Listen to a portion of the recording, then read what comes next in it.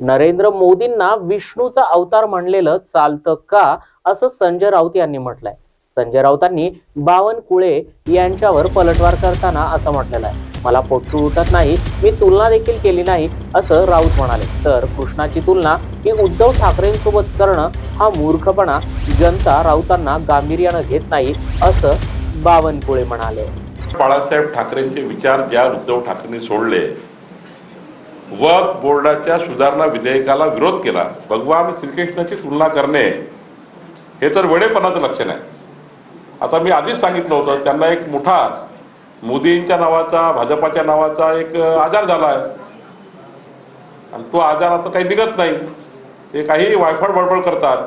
आता महाराष्ट्राने संजय राऊतांना ऐकणं बंद केलं, आम्ही ऐकणं बंद केलंय. तुम्हीच काय सांगता मला माहित नाही. मला पोटसूळ उठत नाही, मी अजिबात तुलना केलेली नाही.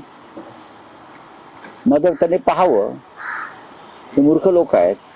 नरेंद्र मोदी विष्णूचा अवतार चालू शकतो का? नरेंद्र मोदी त्या विष्णूचे 13वे 14वे अवतार. नरेंद्र मोदी नॉन बायोलॉजिकल, आकाशातून देवानच पाठवले आहेत.